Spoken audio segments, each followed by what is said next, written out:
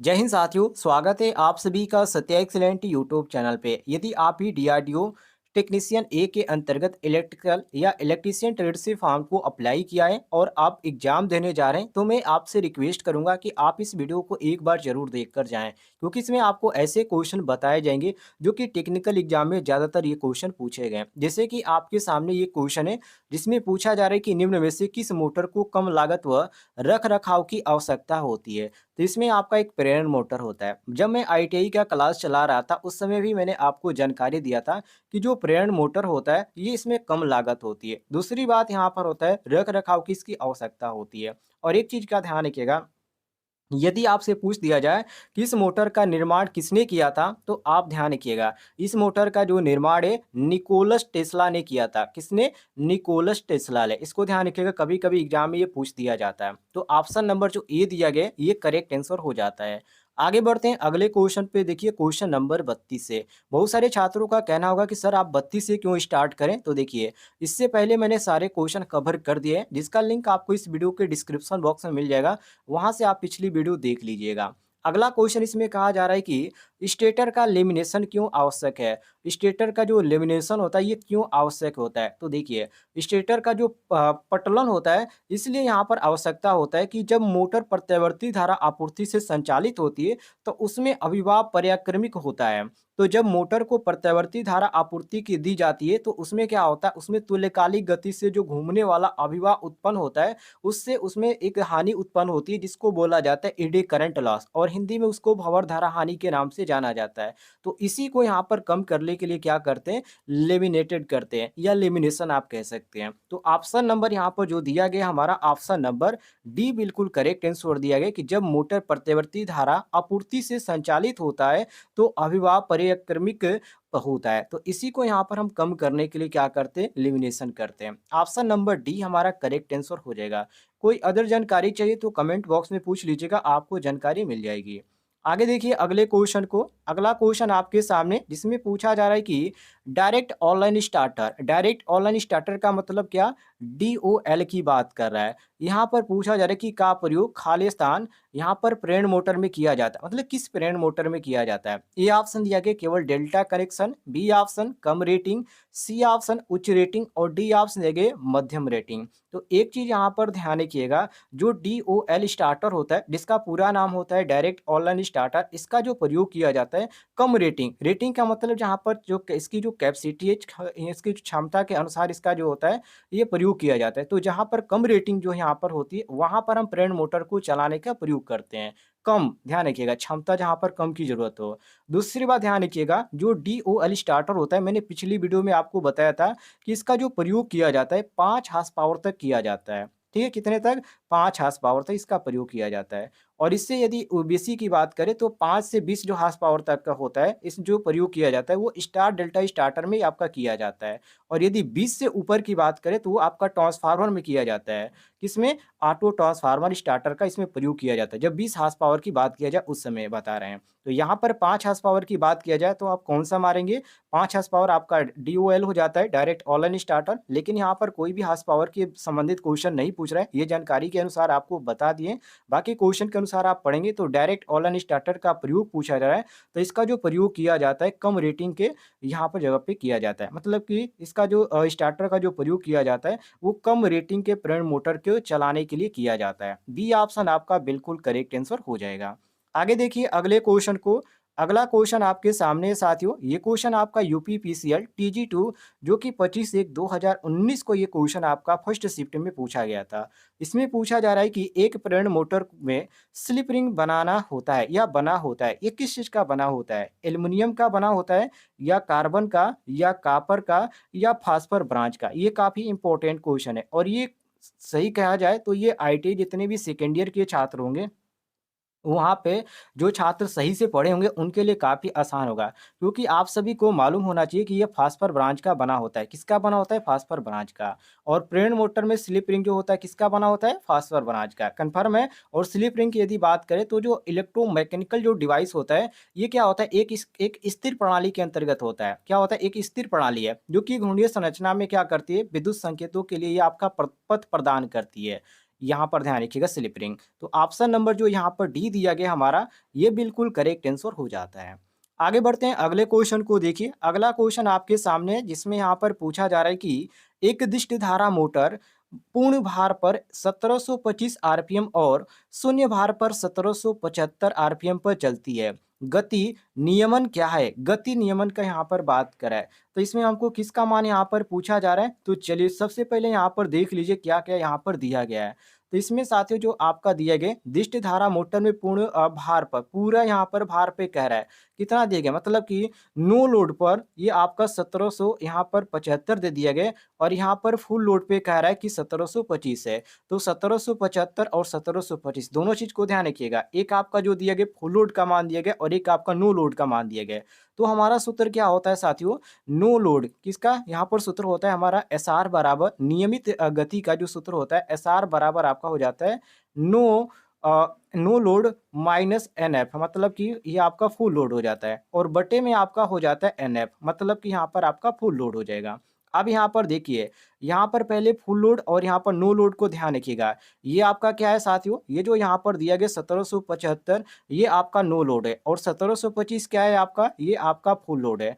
तो यहाँ पर जो एनओ लिखा गया है, एनओ यहाँ पर आपको 1775 लिखना है, और यहाँ पर जो एनएफ लिखा गया है ये आपको 1725 लिखना है। तो इस चीज को ध्यान रखिएगा, और सूत्र को भी ध्यान रखिएगा। गति नियमन का जो सूत्र होता है एनओ माइनस एनएफ अपान एनएफ गुणे 100 हो जाता है। कितना होता है? गुणे 100 हो जाता है। ठीक है, इसको ध्यान रखिएगा। तो इसी सूत्र पे हम रख रहे हैं, ध्यान से बात को समझिएगा। तो 1775 माइनस 1700 आपका 25 हो जाएगा। ठीक है, बटे एनएफ है, तो एनएफ का मान कितना दिया गया है? तो यहाँ पर 1700 आपका 25 दिया गया है, गुणे आपका यहाँ पर 100 हो जाएगा। अब इसको कीजिए, देखिए कितना आता है। इसको आप कीजिए, तो पहले तो आप यहाँ पर 1775 में आपका 1700 यहाँ पर 25 दिया गया, तो इसको माइनस कीजिए। तो माइनस करेंगे साथियों तो कितना आ जाएगा? ये आपका आ जाएगा 50। ठीक है, ये आपका कितना आ गया? 50 आ गया। तो 50 बटे आपका 1725 गुणे 100 हो जाएगा। मैं दोबारा यहाँ पर लिख देता हूँ, ध्यान रखिएगा। आगे यहाँ पर जब बढ़ाएंगे माइनस करके, तो ये आपका हो जाएगा 50 बटे 1725। थोड़ी सी यहाँ पर मोबाइल पे पढ़ाने पे दिक्कत होती है। 50 अपान यहाँ पर हो जाएगा 1725 गुणे आपका, ये आपका हो गया कितना? 100। अब यहाँ पर क्या कीजिए, 100 गुणे आप 50 कीजिए तो कितना आ जाएगा? 5000 आ जाएगा। कन्फर्म है, तो ये आपका 5000। तो यहाँ पर हम डायरेक्ट क्या करें, 100 गुणे यहाँ पर जो 50 गुणे 100 करेंगे तो ये आपका 5000 आ जाएगा। तो यहाँ पर हम बैक करके यहाँ पर सीधे 5000 लिख देते हैं। बटे आपका कितना हो गया? 1725 हो गया। अब देखिए 5000 बटे 1725, अब इसको कीजिए, देखिए कितना आता है। तो आप इसको सोल्व करेंगे तो यहाँ पर जाहिर सी बात है, यहाँ पर किस में आएगा? ये आपका साथियों दशमलव में आएगा। तो 2 आपका 9 आएगा, पर ये आपको प्रतिशत में कर देना है। तो यहाँ पर जो आपका सही दिया गया है ऑप्शन नंबर सी दिया गया है। ये आपका सी ऑप्शन करेक्ट आंसर दिया गया है। यदि आपको क्वेश्चन समझ में आया होगा तो इस वीडियो पर एक लाइक जरूर कीजिएगा, और डेली आप इस तरह के क्वेश्चन पढ़ना चाहते हैं जो परीक्षा में ज़्यादातर पूछे जाते हैं, तो इस वीडियो के नीचे आपको एक रेड कलर का बटन दिख रहा होगा सब्सक्राइब वाला, उसे जरूर दबाएं। आगे बढ़ते हैं हम अगले क्वेश्चन को देखिए। अगला क्वेश्चन आपके सामने साथियों, जिसमें यहाँ पर पूछा जा रहा है कि जब दो कला फेज आपूर्ति को दो कला फेज स्टेटर कुंडली से जोड़ा जाए तो निम्न में से कौन सा प्रभाव संभव है? ए ऑप्शन एक स्थिर चुंबकीय क्षेत्र उत्पन्न होता है, बी ऑप्शन एक घूर्ण चुंबकीय क्षेत्र उत्पन्न होता है, सी ऑप्शन एक स्पंदमान चुंबकीय क्षेत्र उत्पन्न होता है, और डी ऑप्शन एक प्रत्यावर्ती चुंबकीय क्षेत्र उत्पन्न होता है। अब यहाँ पर ध्यान रखिएगा, ये यहाँ पर क्वेश्चन में पूछने का मतलब यहाँ पर ये कह रहा है कि जब दो कला, कला का मतलब फेज आपूर्ति को दो कला स्टेटर कुंडली से जोड़ा जाए तो निम्न में से कौन सा प्रभाव यहाँ पर संभव होता है? तो देखिए, जब दो कला अर्थात दो फेज को आप सप्लाई को क्या करेंगे, दो फेज स्टेटर कुंडली से जोड़ेंगे तो एक क्या होगा, उसमें एक घूर्ण चुंबकीय क्षेत्र जो होगा उत्पन्न होगा। तो उसी को यहाँ पर पूछा जा रहा है, और इसमें जो घूर्णीय चुंबकीय क्षेत्र जो ऑप्शन में दिया गया है, ऑप्शन नंबर बी दिया गया है। तो बी ऑप्शन हमारा क्वेश्चन के अनुसार करेक्ट आंसर हो जाएगा, मिला लीजिएगा। आगे देखते हैं हम अगले क्वेश्चन को। अगला क्वेश्चन आपके सामने है साथियों, यहाँ पर पूछा जा रहा है कि 50 हर्ट्ज प्रेरण मोटर के स्टेटर की अधिकतम गति आगे खाली स्थान है होती है। ए ऑप्शन दिया गया 3000 आरपीएम, बी ऑप्शन दिया गया 5000 आरपीएम, सी ऑप्शन दिया गया 750 आरपीएम, और यहाँ पर डी ऑप्शन दिया गया 30,000 आरपीएम। अब यहाँ पर आपको सवाल को लगाना है। तो देखिए, आप यहाँ पर क्या कीजिए, सबसे पहले आप ऑप्शनों को भूल जाइए कि यहाँ पर ऑप्शन भी दिए गए, इसको आप कट कर लीजिए। अब आपको करना क्या है, देखिए 50 हर्ट्ज यहाँ पर दिया गया और पूछ रहा है कि मोटर के स्टेटर की अधिकतम गति क्या होती है, तो फ्रीक्वेंसी का मान यहाँ पर हमारा दे दिया गया। अब यहाँ पर देखिए, या आप यहाँ पर क्या कीजिए, आप इसको मान लीजिए कि जो पी का मान दिया गया है आपका 2 दिया गया, क्योंकि पोल आपको सभी को मालूम है यहाँ पर 2, आपका इसको कन्फर्म कर लीजिए कि पोल का मान 2 है, इसको आप मान लीजिए। क्योंकि जो होगा ये तो पोल से आपका जो कम रहेगा, तो ये मशीन जो होगा ये आपका क्या करेगा, ये आपका सही वर्क नहीं करेगा। या 2 आप पोल इसको आप मान लीजिए, क्योंकि यहाँ पर आप पढ़ेंगे तो उसमें आपको पूरी जानकारी इसके बारे में आप जानेंगे। तो 2 पोल इसका कंडीशन बनता ही है, 2 पोल से कम आपका नहीं बनता है। तो पी का मान 2 रख लीजिए और फ्रीक्वेंसी का मान आप यहाँ पर देख सकते हैं 50 दिया गया है। और हमारा सूत्र क्या होता है साथियों, गति का, क्योंकि यहाँ पर अधिकतम गति यहाँ पर पूछा गया है, तो हमारा सूत्र होता है गति का, जो कि गति को ns से इंडिकेट करते हैं। तो ns बराबर हमारा होता है 120 एफ अपान पी, ये हमारा सूत्र होता है। पी का मान हमने 2 मान लिया है, तो पी की जगह हम 2 रख देते हैं। और यहाँ पर फ्रीक्वेंसी का मान दिया गया 50, तो 120 गुणे आप क्या कर दीजिए, 50 कर दीजिए। अब देखिए 120 गुणे 50 अपान यहाँ पर 2 हो गया। अब इसको सॉल्व कीजिए, कितना आ जाएगा, आप इसको सॉल्व कीजिए फटाफट। तो ये आपका यहाँ पर ऊपर चला जाएगा, तो 60 ये आपका 6000 हो जाएगा और बटे आपका 2, तो ये आपका हो जाएगा साथियों 3000। कितना हो जाएगा, 3000। तो यहाँ पर जो आपका 3000 दिया गया ऑप्शन में, वो आपका ऑप्शन नंबर ए दिया गया, तो ए ऑप्शन हमारा करेक्ट आंसर हो जाएगा। कन्फर्म है। देखिए बहुत सारे छात्रों को कन्फ्यूजन होगा कि सर यहाँ पर 2 कैसे माने, तो जो आपका हो जाता है साथियों, जब आप इसको पढ़ेंगे तो इसमें जो पोलों का मान रखा जाता है 2 रखा जाता है, 2 से कम नहीं रखा जाता है। जो कि इसमें आपका मान नहीं दिया गया पोल का, तो हम 2 यहाँ पर मान कर चलेंगे। ठीक है, ध्यान रखिएगा। आगे देखिएगा, अगले क्वेश्चन को देखते हैं। अगला क्वेश्चन आपके सामने, जिसमें यहाँ पर पूछा जा रहा है कि एक थ्री कला फेज जो कि यहाँ पर 230 वोल्ट है, 50 हर्ट्ज प्रेरण मोटर में 2% सर्पण है और घूर्णन धारा की आवृत्ति, मतलब फ्रीक्वेंसी यहाँ पर पूछ रहे हैं कि फ्रीक्वेंसी उसकी क्या होगी। देखिए इसमें क्या दे दिया गया है, तो यहाँ पर 230 वोल्ट दे दिया गया है और यहाँ पर दे दिया गया आपका 50 हर्ट्ज। तो देखिए फ्रीक्वेंसी का मान हमारा कितना दे दिया गया है, 50 दे दिया गया। सबसे पहले आप ध्यान रखिए कि इसमें आपसे पूछ क्या रहा है, तो फ्रीक्वेंसी पूछ रहा है। तो फ्रीक्वेंसी ज्ञात करने के लिए हमको वोल्ट की कोई ज़रूरत नहीं है, तो आप इस वोल्ट को भूल जाइए कि वोल्ट यहाँ पर नहीं दिया गया है। फ्रीक्वेंसी आप देख लीजिए, फ्रीक्वेंसी दिया गया और यहाँ पर स्लिप का मान दिया गया है। एस प्रतिशत का मान कितना दिया गया, स्लिप को एस से यहाँ पर इंडिकेट किया जाता है, तो एस प्रतिशत का यहाँ पर जो मान दिया गया 2% दिया गया और कहा जा रहा है कि घूर्णन धारा की आवृत्ति यहाँ पर ज्ञात कीजिए, जो कि एक यहाँ पर फ्रीक्वेंसी दे रखा है और यहाँ पर जो आपका जो पूछ रहा है आवृत्ति, यहाँ पर पूछ रहा है धारा की आवृत्ति, मतलब कि एफ आर का मान ये आपका पूछ रहा है। तो आप क्या करेंगे साथियों, एफ आर के लिए एक सूत्र यहाँ पर इस्तेमाल करेंगे, जो कि एक सूत्र होता है जो कि एफ बराबर एफ आर आपका होता है। तो यहाँ पर फ्रीक्वेंसी का मान हम क्या रख देंगे, 50 रहेंगे, क्योंकि जो स्टार्टर होता है ये आपका आवृत्ति होती है, तो इसी के अनुसार हम चलेंगे। तो अब आपको करना क्या है, स्लिप प्रतिशत का सूत्र लगाना है। तो स्लिप प्रतिशत का यहाँ पर 2% दिया गया है, तो एस का मान जब आप निकालेंगे, प्रतिशत को आप हटाएंगे तो ये आपका दशमलव में चला जाएगा। देखिए यहाँ पर आपका कितना दिया गया, 2% दिया गया, तो जब इसको आप प्रतिशत को हटाकर अंक में करेंगे तो ये आपका 0.02 हो जाएगा। ठीक है, कन्फर्म है आपका। तो ये किसका मान आपका हो गया, एस का मान हो गया। अब देखिए एफ आर बराबर आपका एस एफ होता है, एस एफ एस होता है। ठीक है, क्या होता है सूत्र हमारा, मैं लिख देता हूँ यहाँ पर। देखिए एफ आर बराबर जो हमारा सूत्र होता है, एफ आर बराबर एस इंटू एफ एस होता है। तो यहाँ पर एफ एस का मान हमारा दिया गया और यहाँ पर हमारा एस का मान भी दिया गया है। तो एस का मान अभी हमने बताया जो प्रतिशत में यहाँ पर दिया गया था 2%, इसको अंक में कीजिए तो ये आपका दशमलव में हो जाएगा, तो 0.02 आपका हो जाएगा गुणे एफ एस का मान यहाँ पर फ्रीक्वेंसी का कितना दिया गया, 50 दिया गया, तो 50 आप कीजिए। अब इसको गुणा कर दीजिए, जब आप इसको गुणा करेंगे तो ये आपका कितना आ जाएगा, हर्ट्ज में आएगा, 1 हर्ट्ज आपका आएगा। कितना आएगा साथियों, 1 हर्ट्ज। और इसमें जो आपका ऑप्शन में सही दिया गया वो आपका ऑप्शन नंबर बी दिया गया, 1 हर्ट्ज। बी ऑप्शन आपका करेक्ट आंसर हो जाएगा। देखिए कभी कभी छोटा क्वेश्चन होता है लेकिन काफ़ी यहाँ पर उलझन टाइप का क्वेश्चन होता है, तो इन सभी क्वेश्चनों को आप यहाँ पर पढ़ें तो उसमें आप एक एक चीज़ को ध्यान रखिए कि क्या क्या दिया गया, उसके बाद आप आसानी से लगा पाएंगे। आगे देखिए अगले क्वेश्चन को।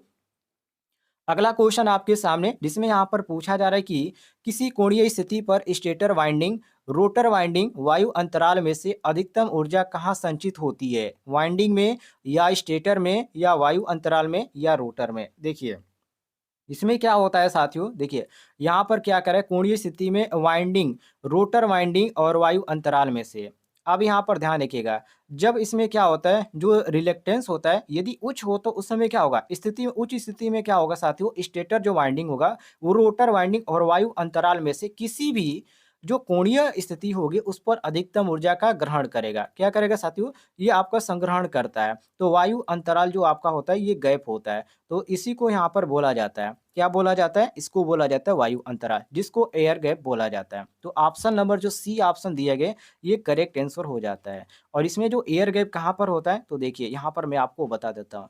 ये देखिए आपका इसमें जो आपका होता है 2 आपका होता है ऐसे, ये आपका हो गया और बीच में जो आपका होता है रोटर होता है, ये आपका रोटर होता है। तो इसको साथियों जो ऊपरी भाग होता है इसको क्या बोला जाता है? इसको स्टेटर बोला जाता है। और अंदर जो यहाँ पर होता है ये अंदर, इसको यहाँ पर एयर गैप बोला जाता है। और ये जो भाग है इसको बोला जाता है साथियों रोटर, और इसी को हमसे पूछ रहा है। तो यहाँ पर हम मारेंगे ऑप्शन नंबर सी बिल्कुल करेक्ट आंसर वायु गैप। क्या होगा साथियों? वायु गैप। कोणीय स्थिति पर stator winding, rotor winding, stator winding और रोटर वाइंडिंग कि वायु अंतराल में से अधिकतम ऊर्जा कहाँ संचित होती है? तो ये आपकी बीच में, कहाँ पर? बीच में, जिसको एयर गैप बोला जाता है, वायु अंतराल। तो सी ऑप्शन आपका करेक्ट आंसर हो जाएगा, मिला लीजिएगा। आगे बढ़ते हैं, अगले क्वेश्चन को देखिए। अगला क्वेश्चन यहाँ पर पूछा जा रहा है कि प्रेरण मोटर का फ्रेम किससे बना होता है? ये तो काफी इजी क्वेश्चन है, सभी लोगों को मालूम होगा कि प्रेरण मोटर का जो फ्रेम होता है वो ग्रेड मिश्रित जो होता है वो ढलवा लोहा का बना होता है। किसका बना होता है? ढलवा लोहा का। और यहाँ पर सी ऑप्शन दिए गए जो कि ग्रेड मिश्रित ढलवा लोहा का बना होता है, इसको ध्यान रखिएगा। तो ये आपका सी ऑप्शन करेक्ट आंसर हो जाएगा। लेकिन ये प्रेरण मोटर का फ्रेम पूछा जा रहा है। लेकिन अब यदि आपसे पूछ दिया जाए कि प्रेरण मोटर का जो स्टेटर होता है वो जो कोर होता है उसका वो किस चीज का बना होता है? तो उसको ध्यान रखिएगा, वो सिलिकॉन स्टील का होता है। किसका होता है? सिलिकॉन स्टील का होता है, जो कि लेमिनेशन से भी बना होता है।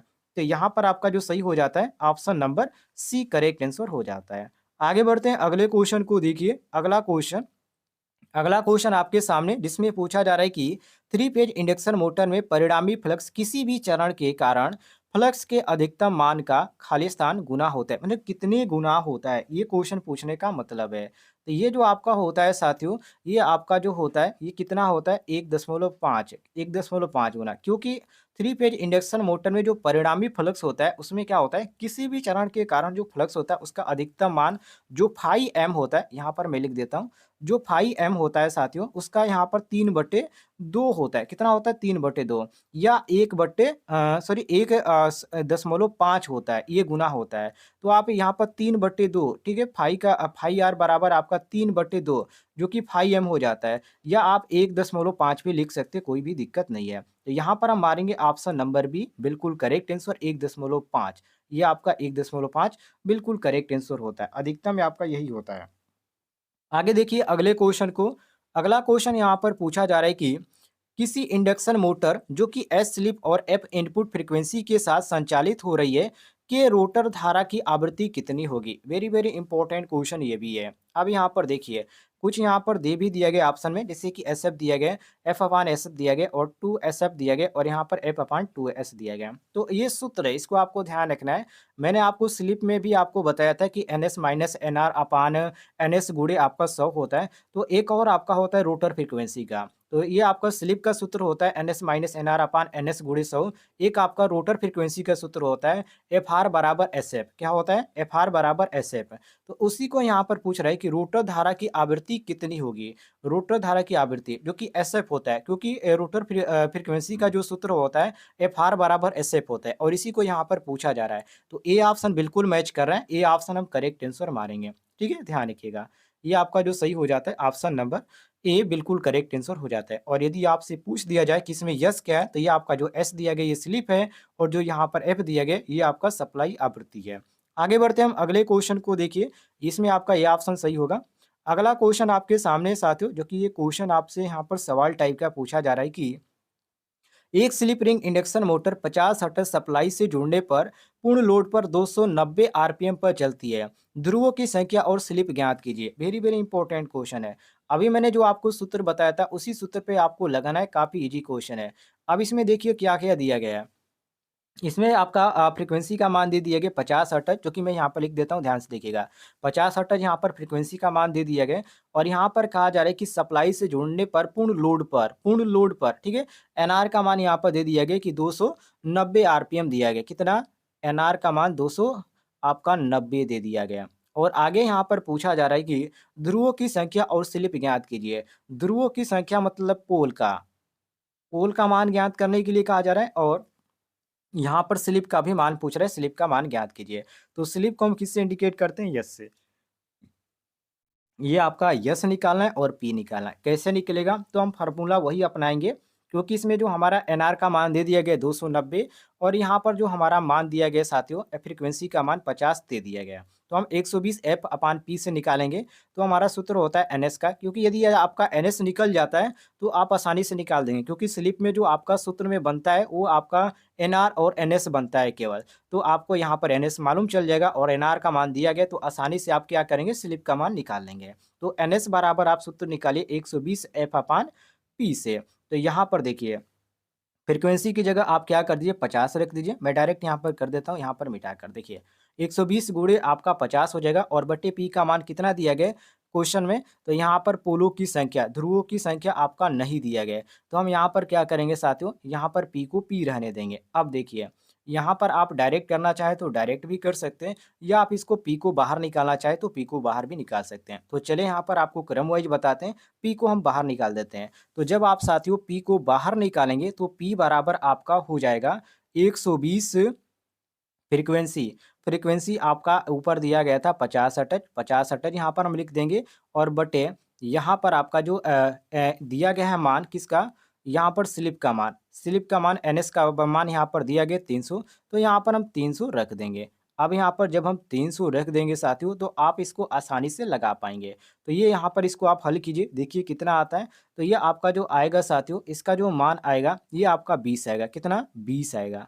कितना आ गया साथियों? यहाँ पर 20 आ गया। स्लिप इंडक्शन मोटर में 50 यहाँ पर सप्लाई दे दिया गया, और यहाँ पर लोड पर 290 आरपीएम दे दिया गया। तो ये आप इसका 20 आ जाएंगे, और ये जो आपका 20 आएगा क्या आ जाएगा? पी का मान आ जाएगा। अब देखिए, अब यहाँ पर हम किसका मान निकालना है? ये तो हमको पी का मान मालूम चल गया। पोलो की संख्या कितनी है? 20 है। अब स्लिप पूछा जा रहा है, तो स्लिप के लिए हम एस प्रतिशत का सूत्र लगाएंगे। तो एस प्रतिशत बराबर हमारा सूत्र होता है NS, sorry NR minus NS minus NR upon NS होता है। तो एनएस का मान हमारा यहाँ पर नहीं दिया गया है, और यहाँ पर एनएस का मान यहाँ पर 300 दिया गया है, तो 300 हम यहाँ पर रखेंगे, और माइनस आपका एनआर का मान दिया गया है 290, तो 290 हो जाएगा, और बटे यहाँ पर आपका एनआर का मान दिया गया है, सॉरी एनएस का मान दिया गया 300।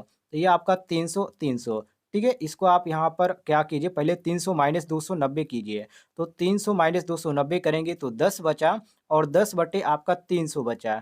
तो 10 बटे 300, और स्लिप में क्या किया जाता है? स्लिप प्रतिशत में 100 से गुणा किया जाता है प्रतिशत के लिए। तो यहाँ पर 10 अपान 300 यहाँ पर मैं लिख देता हूँ। ये आपका हो जाएगा 10 अपान 300, और गुणे आपका यहाँ पर 100 हो जाएगा। ठीक है, ये आपका हो गया। ये आपका हो गया साथियों, ये आपका इतना आया। अब यहाँ पर देखिए, यहाँ पर आप इसको निकालिए, ये किस में आएगा? दशमलव में आएगा। 10 गुणे आप यहाँ पर 100 कीजिए, उसके बाद यहाँ पर 300 से भाग दीजिए। ये आपका 3.33 आना चाहिए, यही आपका आएगा। और इसमें जो आपका सही मैच करा है वो आपका ऑप्शन नंबर डी मैच करा है, जो कि यहाँ पर 20 पोलो की संख्या आ गया। स्लिप का मान यहाँ पर 3.33 आ गया। ठीक है, तो ये आपका डी ऑप्शन करेक्ट आंसर हो जाएगा। आगे देखते हैं अगले क्वेश्चन को। देखिए, इसमें आपका जो दिया नहीं गया है, जो कि इसका मान दिया नहीं गया था, मैंने यहाँ पर रखा है, जो कि आप इसको रख के यहाँ पर निकालिएगा। एनएस का मान 300 रखिएगा, आपका यहाँ पर लग जाएगा, क्योंकि यहाँ पर सवाल में मैंने यहाँ पर कवर नहीं कर पाया। 300 आप इसका मान रखिएगा, एनएस का आपका सवाल आ जाएगा। आगे देखिए अगले क्वेश्चन को। अगले क्वेश्चन में पूछा जा रहा है कि एक प्रेरण मोटर की स्टार्टर में ऑप्शन यहाँ पर दिए गए प्रतिरोध को स्टेटर और परिपथ में डाल दिया जाता है, और बी ऑप्शन देंगे अनुप्रयुक्त बोधता प्राप्ति फेज लाइन बोधता का 57.8% होता है, और सी ऑप्शन देंगे प्रतिरोध को रोटर परिपथ में डाल दिया जाता है। तो यहाँ पर देखिए, इसमें आपका बी ऑप्शन बिल्कुल सही हो जाएगा, क्योंकि आप सभी को मालूम होना चाहिए कि प्रेरण मोटर में जो स्टार डेल्टा स्टार्टर होता है वो अनुप्रयुक्त वोल्टता प्राप्ति जो होता है उसमें फेज लाइन जो होता है वोल्टेज का 57.8% ही होता है। ये आपका 57.8% बिल्कुल करेक्ट आंसर दिया गया है। आगे देखिए, अगला क्वेश्चन आपके सामने है, जिसमें यहाँ पर पूछा जा रहा है कि 3 फेज प्रेरण मोटर में कुंडली की संख्या और यहाँ बटे फेज प्राप्ति ध्रुव आगे यहाँ पर खाली स्थान दिया गया होता है, ये किस प्रकार का होता है? देखिए, 3 फेज प्रेरण मोटर में क्या होता है? इसमें एक सूत्र होता है कुंडली की संख्या अपान फेज प्रति ध्रुव। ये आपका सूत्र होता है और इसी के अनुसार पूछ रहा है कि 3 फेज प्रेरण मोटर में कुंडली की संख्या अपान फेज प्राप्त प्रति ध्रुव बराबर यहाँ पर खाली स्थान दिया गया कि होता है। तो ये क्या होता है साथियों? तो ये आपका जो होता है कुंडली की संख्या अपान फेज की संख्या गुणे ध्रुव की संख्या होता है। ऑप्शन नंबर यहाँ पर ए दिया गया। ये सूत्र है लेकिन यहाँ पर पूछने का तरीका अलग कर दिया है।